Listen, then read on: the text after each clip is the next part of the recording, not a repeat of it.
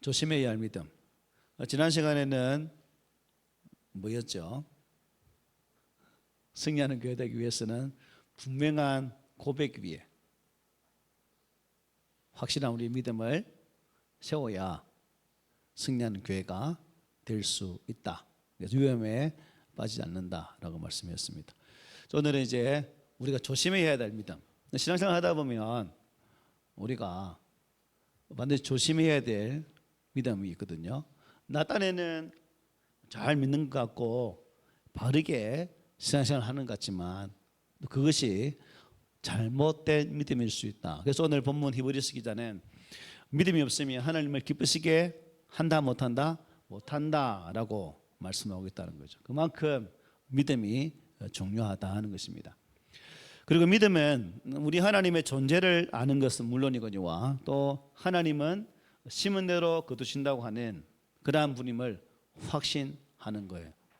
그러나 우리가 교회 생활 또 믿음 생활을 하면서도 우리 성도들이 참 하나님의 존재하심을 잃어버리고 살아갈 때가 참 많습니다. 그래서 여러분들은 우리가 코람데오 말하는데 코람데 하나님 앞에서 하나님의 존전에서라고 말하는데 매일 살아가면서 하나님이 항상 우리와 함께 하심을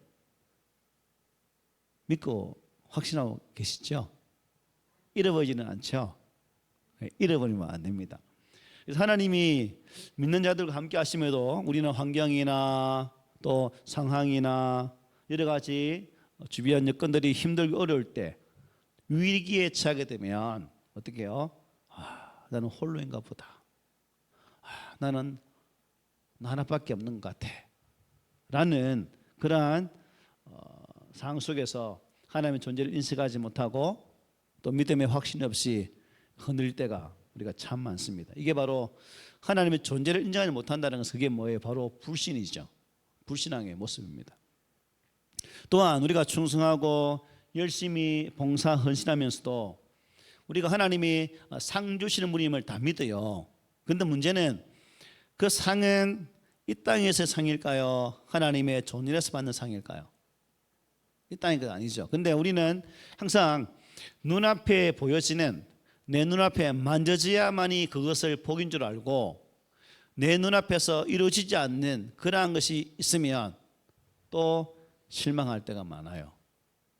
무엇이냐면 상 주시는 일을 바라보고 신앙생활을 하는 것이 아니라 이 땅에서의 나의 만족을 채워주는 내 눈앞에서의 그 형통이 보여져야만이 이게 참 믿음이다라고 오해하고 착각하면서 살아갈 때가 많다는 것입니다. 그래서 우리가 그런 생활을 하다 보면 지금 당장의 형통, 내 손에 잡히는 거 보이는 것으로 이렇게 신앙생활에 만족으로 산다면 이런 분들은 이제 어려움이 오면 어떻게 될까요? 실망하게 되는 거죠. 이 실망이 커지면 그냥 모든 걸 자포자기하게 되고 심지어는 신앙을 가진 사람이라도 자살하는 자리까지 나아가는 경우가 허다합니다. 그래서 우리가 이러한 연약한 자리에 나가지 않도록 나에게 상 주시는 분 하나님은 나와 함께 하시고 그분은 또한 심은 대로 거두게 하시는 그런 분이심을 믿고 나가는 그런 신앙의 자세가 우리에게 필요하죠. 그러므로 우리가 믿음이 견고하게 세워줄 수 있도록 불면 흔들리는 신앙이 아니라 어떠한 세상의 바람 앞에서도 견고하게 서 있는 그런 믿음의 자세가 우리에게 필요한 거예요. 그래서 여러분은 어떻습니까? 여러분은 이런 믿음이 반석 위에 세운 것처럼 잘 세워져 있습니까?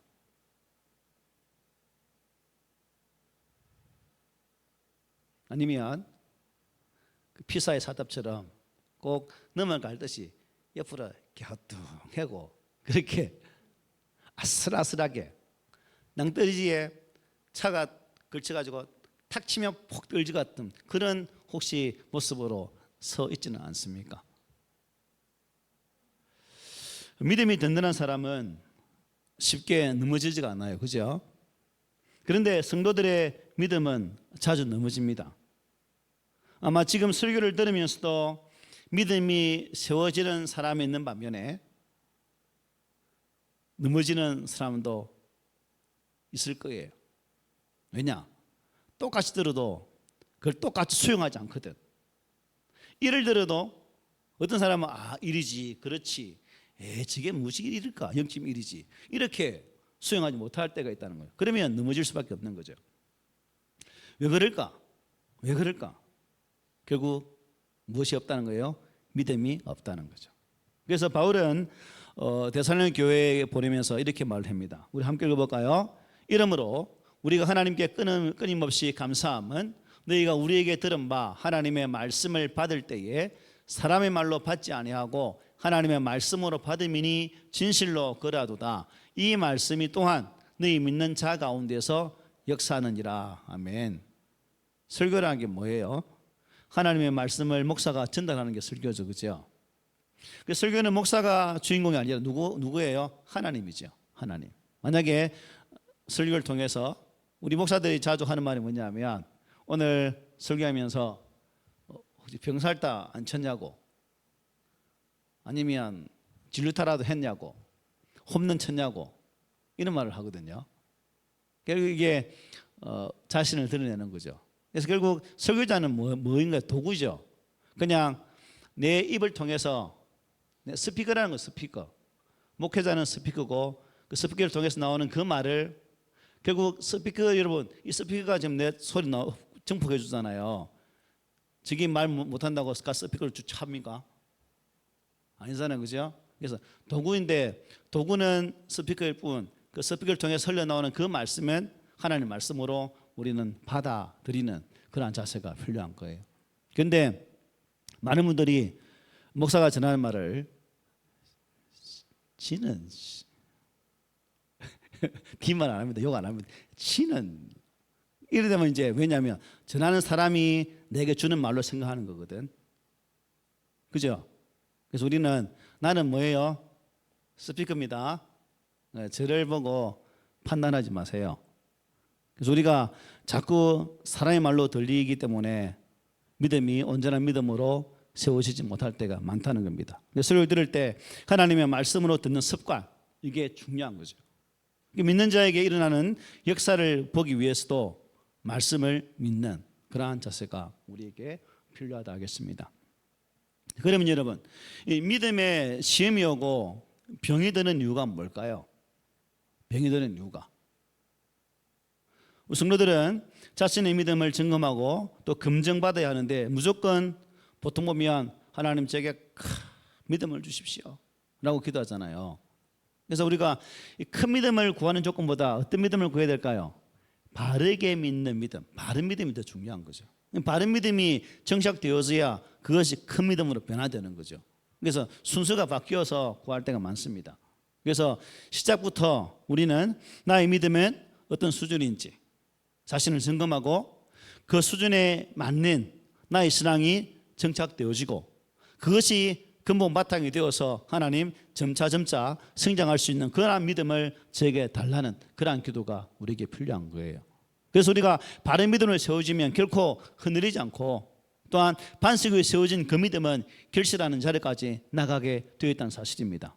자, 그렇다면 우리 잘못 믿으면 이 위험한 믿음에 빠지게 되는데 오늘은 이제 5가지만 많아요. 네, 그래서 제가 빠르게 진행할 거예요. 5가지지만 아주 짧은 5가지가 될 것 같아요. 위험의 제목이 뭐예요? 조심해야 될 위험한 믿음. 첫째 뭐냐면 의심하는 믿음입니다. 의심하는, 무슨 믿음? 의심하는 믿음. 우리 기도하면서도 이게 될까? 라고 의심 많이 하잖아요. 그죠? 마태복음 14장에 보면 물에 빠져 주님 나 좀 살려주이소 라고 말하는 베드로의 모습을 보게 됩니다. 처음에 주님이 물 위로 걸어가니까 베드로 입장에서는 와 신기하다. 어떻게 지금 사람 물 위를 걷지? 나도 한번 걷고 싶네. 그 주님 이제 쭉 넘어가 이제 그런 소리잖아요. 뭐 걷게 해주십시오 라고 말했을 때 28절에 보니까 베드로가 대답하여 이르되 주여 만일 주님이시거든 나를 명하사 나도 좀 물 위로 걷게 하면 안 될까요? 라고 말해요. 그때 주님께서 뭐라 말합니까? 오라, 걸어오라는 것이요. 근데 문제는 바람을 보고 파도가 쫙 치니까 속에 무슨 봐라 이랬다 빠져 죽겠다. 그게 주여 나를 구원하소서라고 말하게 되는 거죠. 예수님께서 손을 끄집어서 내밀어서 베드로를 구원하면서 밑에 무슨 작은 자야? 믿음이 작은 자여 왜 의심하느냐 하시고 베드로를 이렇게 배에서 배로 끌어올리는 모습을 우리는 마태복음 14장에서 볼 수가 있죠. 베드로의 믿음은 결국 예수님께로부터 작은 믿음이라고 이렇게 잔소리를 얻어 드셨는데 왜 작은 믿음일까요? 의심하는 믿음이었거든. 의심하는 믿음은 작은 믿음이다라는 것을 보게 되죠. 그래서 믿음은 능력이고 신뢰고 의지거든요. 초자연적으로 사람이 무리를 걷다가도 의심하면 베드로처럼 빠지게 되어 있다는 겁니다. 시험에 빠지는 이유는 말씀이나 하나님을 뭐 한다는 거예요? 의심하기 때문이다. 우리 신앙이 자주 좌초하는 것 때문에 이거거든요. 믿으십시오 하면 내 경험과 내 상식과 내가 살아왔던 삶의 모든 여정을 통틀어 생각해 볼 때 이거는 불합리하다, 합리적인 것이 못 돼 라고 생각하면서 우리가 믿지 않죠. 믿음은 일단 우리가 생각하는 이성적 합리의 조건을 뛰어넘는 거거든요. 믿음이 많은 사람들은 그 합리적인 이성적 사고 내에서 신앙을 생각한다는 거죠. 그래서 우리 신앙은 우리 인간의 이성적 한계를 뛰어넘는 거예요. 아시겠어요? 그걸 생각해야 된답니다. 그래서 예수님께서 우리 안에 믿음이면 행하시고 또 믿으면 은혜 주신다는 그 사실, 그것을 믿고 나가는 자세가 우리에게 필요한 거죠. 그런데 사람은 말씀드린 것처럼 자주 환경 때문에 주변의 여건 때문에 주를 신뢰하지 못하고 의심하고 온전히 나가지 못한다는 겁니다. 두려워한다는 거죠. 결국 두려워하면 뭐예요? 포기 상태까지 가는 거죠. 그러면서 믿음은 작동하지 않는 고장난 그러한 자동차가 되고 만다는 겁니다. 여러분은 믿음이 고장난 자동차가 되지 마세요. 쌩쌩한 샌베이처럼 잘 달리는 그러한 믿음의 자동차가 되었으면 좋겠습니다. 그래서 바울은 로마서 4장에서 아브라함의 믿음을 이렇게 말씀합니다. 우리 함께 읽어봅시다. 시작. 아브라함이 바랄 수 없는 중에 바라고 믿었으니 이는 내 후손이 이와 같으리라 하신 말씀대로 많은 민족의 조상이 되게 하려 하심이라. 그가 백세나 되어 자기 몸이 죽은 것 같고 사라의 태가 죽은 것 같음을 알고도 믿음이 약하여지지 아니하고 믿음이 없어 하나님의 약속을 의심하지 않고 믿음으로 견고하여져서 하나님께 영광을 돌리며 약속하신 것을 또한 능히 이루실 줄을 확신하였으니 그러므로 그것이 그에게 의로 여겨졌다. 아브라함이 무엇 때문에 의로 여겨졌다고요? 그 행함입니까? 아니에요. 믿음이에요. 지금 이 말씀은 사라에게 경수가 끊어진, 즉 잉태를 못하는 그런 상황인데 하나님이 아브라함에게 네 씨는 반드시 사라를 통해서 나올 거야 라고 말씀하셨거든요. 그런데 아브라함 나이 100세가 되도록 사라 나이 90이 되도록 도대체 답이 없잖아요. 이제 생산 능력이 아예 끊어져 있는데 아이고 하나님 말씀하셔요. 내물에 내가 갈 곳이 지하 저 땅인데 무슨 애를 낳는다고 그 말씀하셔요. 이런 말씀하지 않고 그대로 뭐예요? 믿었다는 거죠. 비록 100세지만 90세지만 생명의 생사 여탈은 누구에게 있는 거예요? 하나님께 있음을 확신하고 그 생명의 주권자이신 하나님을 믿었기 때문에 그 믿음으로 아브라함은 의로 여김을 받았다. 그는 다 사실이에요. 그래서 이 믿음이 있었기 때문에 사례가 낳았으면 못 낳았습니까? 낳게 되죠. 그래서 우리는 아브라함은 하나님께서 약속하신 것을 능히 이루실 줄을 확신했다는 거예요. 뭐 했다? 확신. 몸은 늙어가고 태는 막혀버려서 생각하지 못하는 그런 나이가 되었지만 그래도 하나님이 하신다니까 뭐예요? 그것을 믿어서 요동하지 않았다는 거예요. 이게 뭐예요? 진짜 믿음이죠.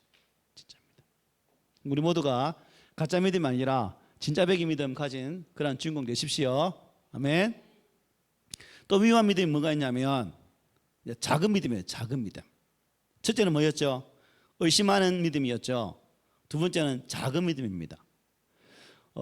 마태복음 17장에 보면 예수님께서 귀신 들린 아이를 고쳐주는 장면이 있습니다. 그래서 쭉 보면 쭉 보십시오. 내가 빨리 마치려고 지금 빨리 넘어가는 거예요. 제가 19절부터 읽어볼게요. 이때에 제자들이 조용히 6개 나와 이르되 우리는 어찌하여 쫓아내지 못하였나. 제자 질문합니다. 주님은 되는데 와 우리는 안 되지? 질문하는 거죠. 그때 이르시되 너희 믿음이 뭐하는 까닭이라? 작은 까닭이라. 믿음이 적다는 거예요. 진실을 너희에게 이르노니 만일 너희에게 믿음이 기다시 하늘만큼만 있어도 이 산을 명하여 여기서 저기로 옮겨지라 하면 옮겨질 것이요 또 너희가 못할 것이 없으리라 라고 말씀했죠.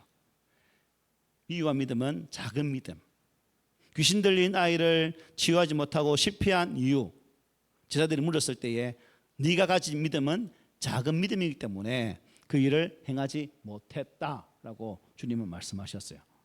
그러면 우리는 결국 믿음이란 어떤 분량, 양이 많은 것이 아니라 하나님의 능력을 의지하는 것이 바른 믿음이에요. 무엇을 의지한다고? 하나님의 능력. 그래서 믿음의 능력은 크기에 달려 있지 않죠.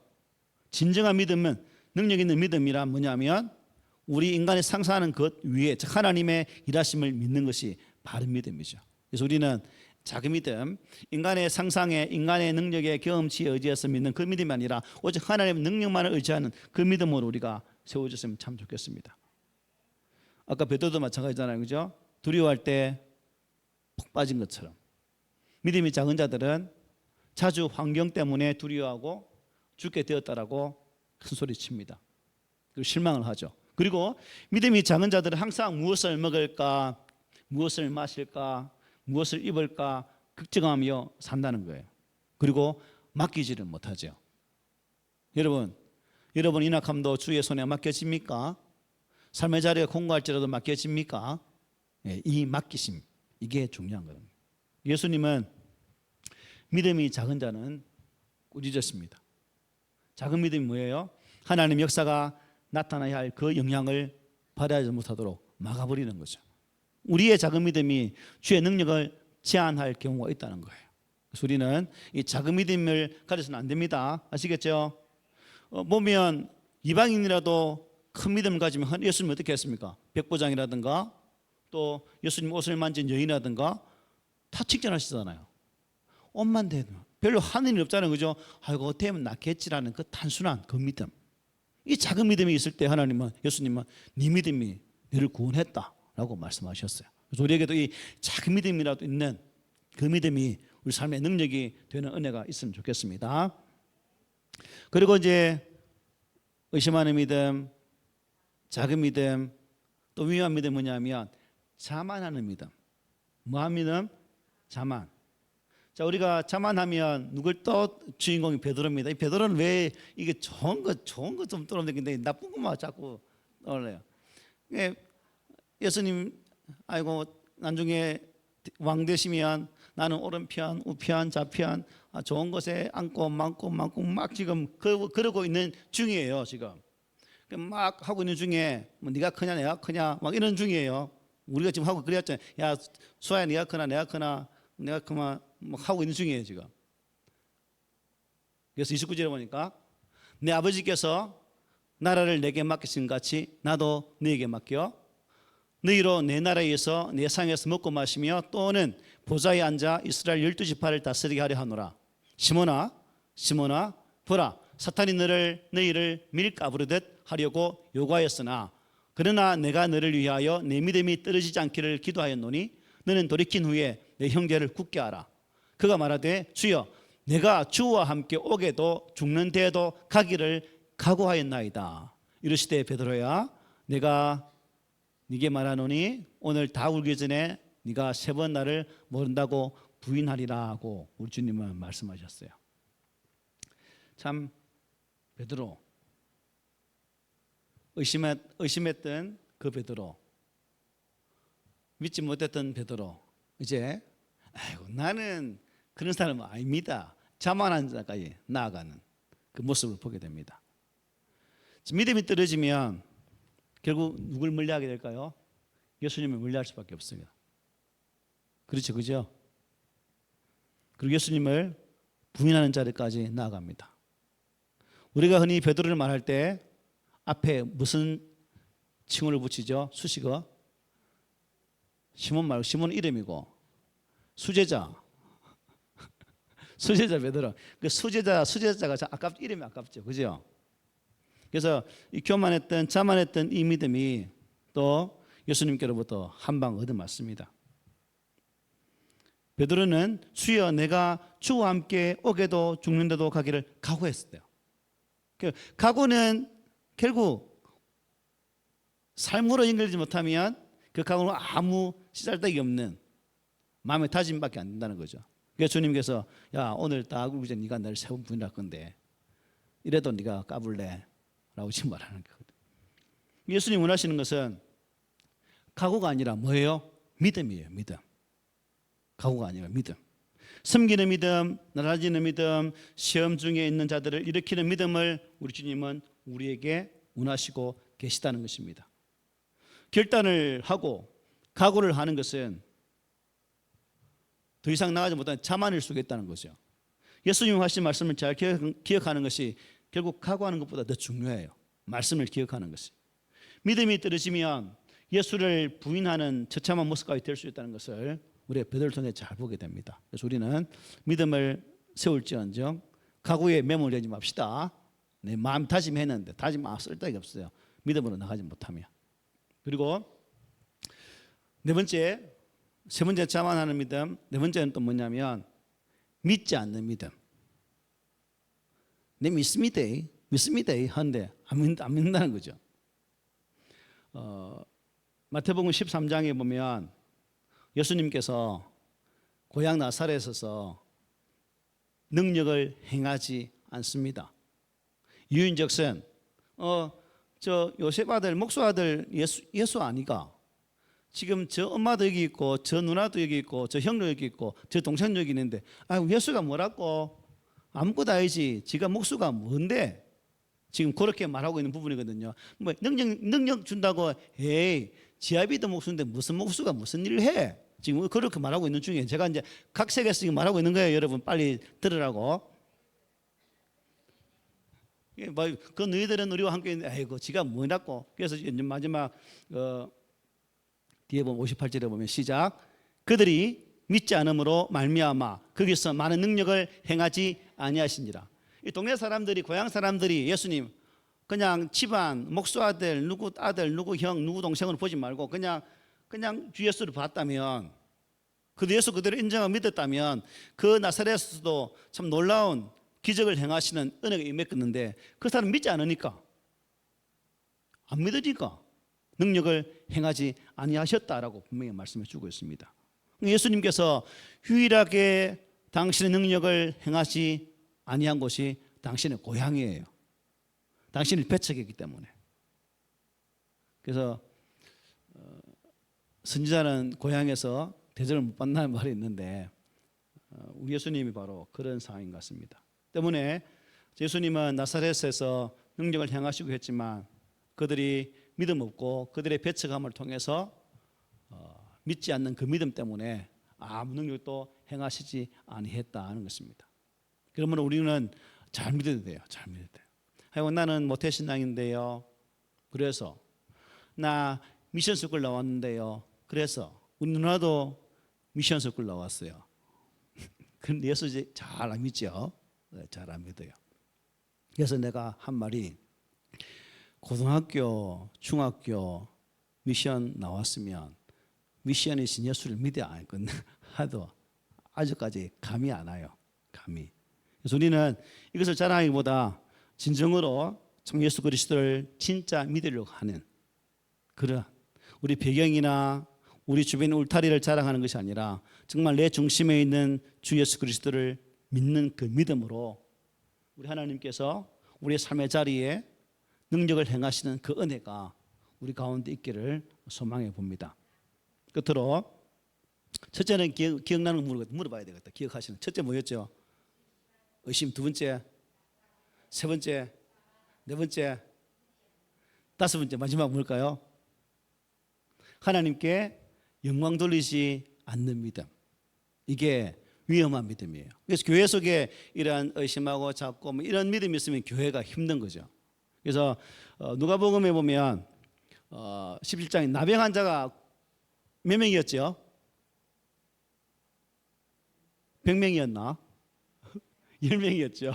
10명. 돼요. 혹시 아시나 싶어 물어본 거예요. 그 10명 중에서 이제 예수님께서 그들이 낫기를 원했으니까 제사장에 가라 말씀하잖아요.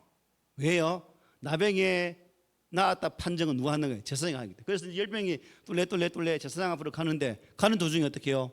다 나은 거예요. 그런데 정작 예수님께 나와서 감사했던 사람은 몇 명? 한 명. 그것도 누구예요? 사마리아 사람. 참 인간 취급받지 못하고 소외받고 참 그렇게 대접받아 왔던 그 사마리아 사람.